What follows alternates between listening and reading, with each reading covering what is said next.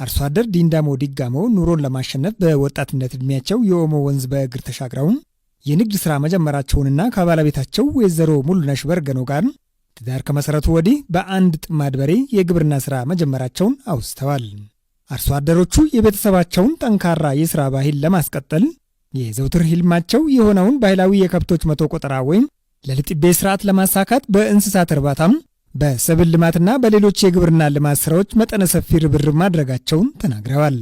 የትጋት ውጤታቸው ፍሬ አፍርቶ ዛሬ ላይ ባስመዘገቡት ውጤት ባፈሩት ሀብትና በእንስሳት ሀብት ልማት የጀግና አርሶ አደር ተምሳሌት በመሆን የልማት አምባሳደር መሆናቸውን የሀዲያና ጠንባሮ አርብቶ አደሮች አንድነት ማህበር አባላትና ቤተሰብ እንዲሁም ጥሪ የተደረገላቸው እንግዶች በተገኙበት እውቅናና የማዕረግ ስያሜ መሰጠቱን የማህበሩ ሰብሳቢ ገራድ ግርማ ባንጬ ተናግረዋል።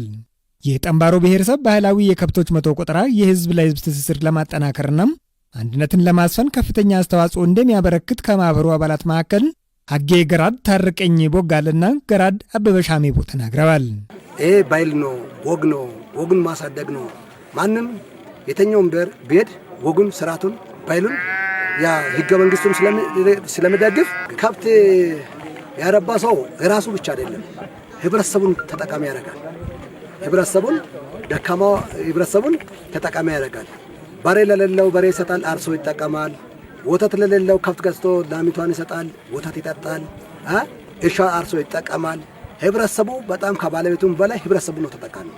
ይሄ የተገኘ ነው ዛሬ በጠንባሮ ልዩ ወረዳ በባዳ ቀበሌ ነው የምንገኘው።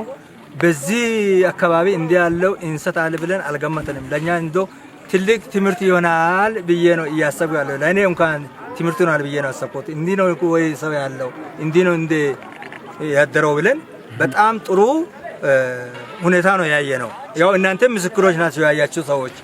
በመርሃ ግብሩ ላይ የተገኙት በማዕከላዊ ኢትዮጵያ ክልል የጠንባሮ ልዩ ወረዳ ዋና አስተዳዳሪ ተወካይ አቶ ዘለቀ ሌንደዶ እንደገለጹት የባዳ ቀበሌ አርሶ አደሮች ብልጽግናን በቤተሰብ ደረጃ ለማረጋገጥ የሚደረገውን ጥረት በማገዝ ረገድ ለልዩ ወረዳው ከፍተኛ አስተዋጽኦ እያበረከቱ ይገኛል። ከዚህ አርሶ አደር የኛ ሌሎች አርሶ አደሮች መማር የሚችሉት ሰው ሲሰራ ሲተጋ ባለው አቅሙን ተጠቅሞ አሟጦ ሲሰራ መለወጥ እንደሚቻል ይሄኛው አካባቢ ከቀድሞም ጀምሮ በጣም ለልዩ ወረዳው በተለይ የእንሰትን ምርት ወደ ገባ ከማቅረብ አንጻር በጣም የሚጠቀስ ምሳሌ የምን አካባቢ ነው።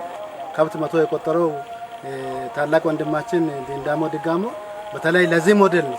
ከራሱ አልፎ ደግሞ ከቤት ኮንሰፕሽን ተርፎ ለገበያ የሚቀርብ ገበያን የሚያረጋጋ ምርት ማምራት እንደቻለ ከከብት ውጪ በተለይ ከግብርና ስራ ጋር ይሄ አንድ ሞዴል ወንድማችን ብለን ነው የምንቀበለው። የጠንባሮ ብሔረሰብ ባህላዊ የከብቶች መቶ ቆጠራ ስርዓት በመፈጸም ታታሪና ጠንካራ የስራ ባህል የሚያጎለብቱ አያሌ አርሶ አደሮችን ማፍራት እየተቻለ መሆኑን የገለጹት አቶ ዘለቀም ይህም ከግብርና ኢኒሼቲቮች መካከል የወተት መንደር አካል የሆነውን የእንስሳት እርባታን ለማዘመን አጋዥ እንደሆነም አመላክተዋል። የተካሄደው ባህላዊ የከብቶች መቶ ቆጠራን ለአርሶ አደር ዲንዳሞ ዲምቦሬና ለሙሉነሽ የገራድና የደንበሌ ማዕረግ በመስጠት ተጠናቋል።